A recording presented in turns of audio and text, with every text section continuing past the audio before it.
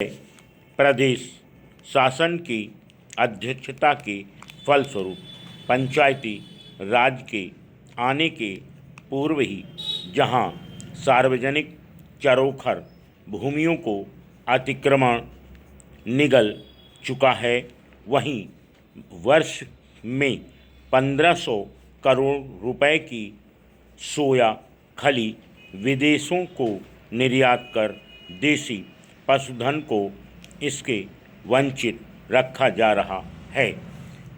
खली और चारे की कमी के कारण प्रदेश का पशुधन अपने अस्तित्व के लिए संघर्ष कर रहा है। इसके परिणाम स्वरूप घटती पशु उत्पादकता के कारण खेती की उर्वरता में लगातार कमी परिलक्षित हो रही है। लेकिन इन सब से बेखबर होकर लगभग 60 देशों को भारत में सोया खली निर्यात की जा रही है। पूरे देश में सोया प्रसंस्करण उद्योग के लगभग 155 व अकेले मध्य प्रदेश में लगभग 74 उपक्रम हैं व इनकी स्थापित क्षमता लगभग 143 लाख टन सोया प्रसंस्करण की है। वहीं देश में अभी लगभग 44 लाख टन सोयाबीन का उत्पादन हो रहा है।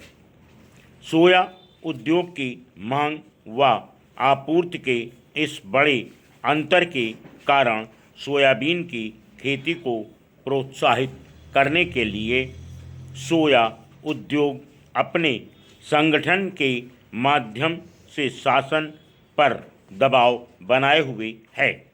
सोयाबीन की खेती में बढ़ती लागत व लगभग स्थिर उत्पादकता के कारण किसानों के प्रति इकाई क्षेत्र में तो कमी आ ही रही है। सोयाबीन की खेती के अंतर्गत क्षेत्र 1994-95 तक लगभग 10 वर्षों में सोयाबीन की खेती के अंतर्गत क्षेत्र विस्तार लगभग 305% हुआ है।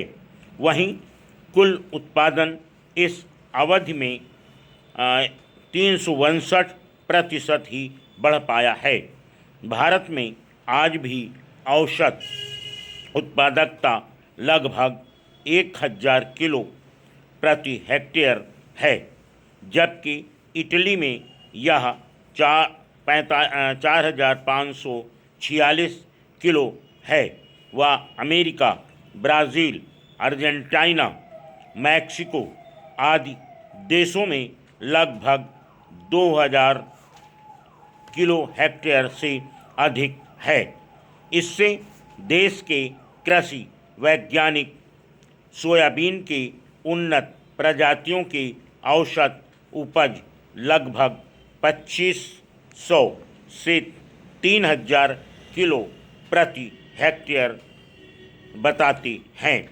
यद्यपि बृहद स्तर पर यह लगभग 1000 किलो हेक्टेयर व अनुसंधान प्रक्षेत्रों शासकीय फार्मों पर 1200 किलो है। इसके बावजूद उन्नत प्रजातियों की उत्पादन क्षमता औसत उपज का नाम देकर वे किसानों के साथ छल नहीं कर रहे हैं। सोयाबीन की खेती में लगभग 1500 प्रकार की कीट व्याधियों का प्रकोप हो रहा है व प्रदेश के किसी न किसी क्षेत्र में वे व्याधियां प्रतिवर्ष महामारी का रूप लेकर किसानों की कमर तोड़ रही हैं। सोयाबीन की लगातार खेती से कृषि भूमि की उर्वरता बढ़ने के बजाय घट रही है। Full stop. नेक्स्ट।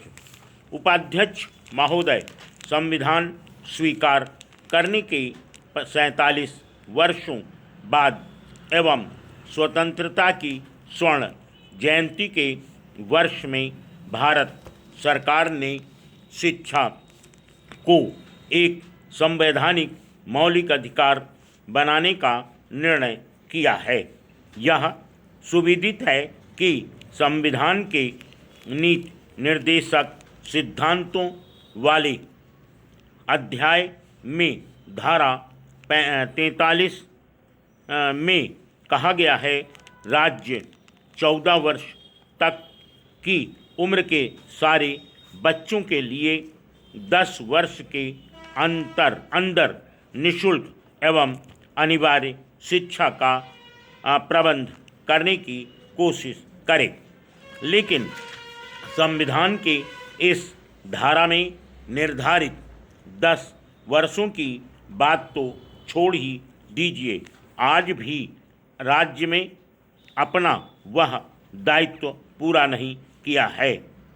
राष्ट्रीय मोर्चा की सरकार द्वारा 1990 में गठित आचार्य राममूर्ति समिति ने सबसे पहले स्वीकार किया कि शिक्षा को भारतीय नागरिकों का एक मौलिक अधिकार बनाया जाना चाहिए।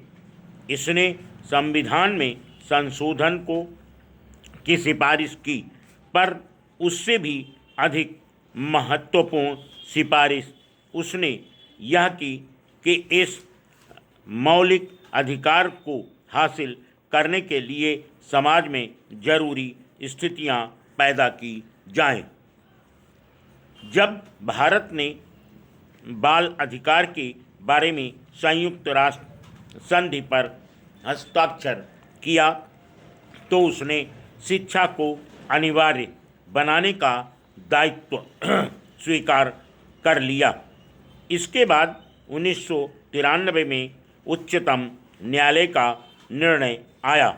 इसमें 14 वर्ष की उम्र तक प्राथमिक शिक्षा के अधिकार को एक मौलिक अधिकार माना गया।